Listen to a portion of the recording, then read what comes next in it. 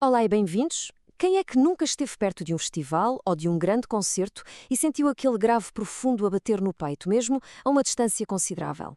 Mas, curiosamente, só quando nos aproximamos é que começamos a ouvir a voz ou os pratos da bateria com clareza. Isto não é nenhuma magia, é física pura. E hoje vamos perceber exatamente porquê.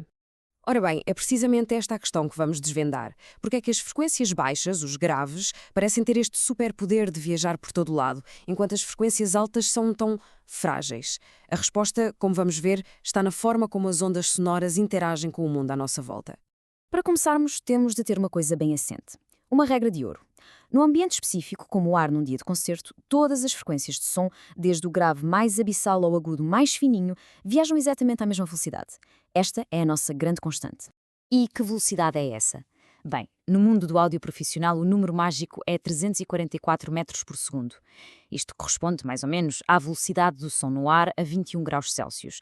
Um cenário bastante comum para um evento. É importante fixar este número porque ele é a chave para tudo o que se segue. E é aqui que entra um bocadinho de matemática. Mas calma, é muito simples. A equação fundamental das ondas diz-nos que a velocidade é igual à frequência a multiplicar pelo comprimento de onda. Agora pensem nisto. Se a velocidade é constante, sempre a mesma, se alterarmos a frequência, o comprimento de onda tem de se ajustar para que a conta dê sempre certo. Isto leva-nos direitinhos ao ponto central de toda esta conversa. A relação entre a frequência e o comprimento de onda é inversa. O que é que isto quer dizer? Simples. Quando uma sobe, a outra tem obrigatoriamente de descer. É uma espécie de balancê, uma dança constante para manter a velocidade do som nos tais 344 metros por segundo. E o resultado prático é este.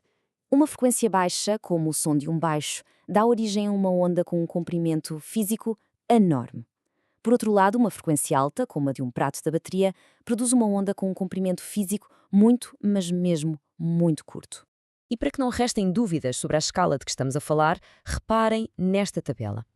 É mesmo de ficar de boca aberta. Uma onda de 40 Hz, um grave bem fundo, tem 8,6 metros de comprimento, o tamanho de um autocarro. Em contraste, uma onda de 10.000 Hz tem apenas 3,4 centímetros, o tamanho de um mocelo. A diferença não é pequena, é abismal. Sendo assim, o que é que acontece quando estas ondas gigantescas encontram obstáculos pelo caminho? Bem, as ondas graves comportam-se como autênticos rolos compressores. São simplesmente demasiado grandes para serem paradas para objetos do nosso dia-a-dia. O fenómeno físico que explica este superpoder chama-se difração. E a ideia é muito básica. Se um obstáculo é pequeno em comparação com o tamanho da onda, a onda simplesmente contorna-o, dobra-se à volta do obstáculo e continua o seu caminho como se nada fosse. Pensem na cena. De uma onda com 8 metros de comprimento, o que é um pilar de betão? Quase nada. Um caminhão? Um pequeno incómodo. Uma multidão inteira de pessoas, a onda nem dá por ela. Flui por cima e à volta de tudo, quase sem perder energia. É por isto que aquele bum-bum se ouve em todo lado. E agora, vamos virar a moeda completamente e olhar para os agudos. Se os graves são um rolo compressor, os agudos são como um corredor de 100 metros muito delicado, que só consegue correr em linha reta. É que, por terem um comprimento de onda tão minúsculo, os agudos são extremamente direcionais. Comportam-se quase como a luz. Qualquer objeto que se meta no seu caminho cria uma sombra acústica logo atrás, uma zona onde o som simplesmente não chega. Por isso é que, para ouvir bem os agudos, é preciso ter uma linha de vista direta para a fonte sonora. E reparem bem no quão frágeis são estas ondas. É impressionante. Uma onda de 10 kHz, com uns meros 3 cm, pode ser completamente bloqueada por um telemóvel. A 16 kHz, basta um polegar para criar uma sombra. A cabeça da pessoa que está à nossa frente num concerto? Esqueçam, é uma muralha intransponível para os agudos. Mas se os obstáculos físicos já eram um problema, esperem. As altas frequências têm um inimigo ainda mais traiçoeiro, que está em todo o lado, o próprio ar que respiramos. Parece estranho, mas é verdade. À medida que as ondas sonoras viajam, a fricção com as moléculas de ar transforma a sua energia em calor. Este processo, a atenuação atmosférica, afeta muito mais as ondas curtas e rápidas dos agudos. De uma forma muito simples, o ar, literalmente, come as altas frequências com a distância. E agora, preparem-se para um facto que parece o contrário do que seria lógico. Podíamos pensar que o ar úmido, por ser mais denso, absorvia mais som, certo? Errado. É precisamente o oposto. O ar seco é muito pior para os agudos. A 8 kHz, em apenas 100 metros, o ar seco pode roubar quase 15 decibéis de energia, enquanto o ar úmido só rouba 5,5. Incrível, não é? Muito bem, com todas estas peças do puzzle na mesa, está na hora de o montar e de resolver de uma vez por todas o nosso mistério inicial. A pergunta era simples e agora a resposta também se tornou bastante clara.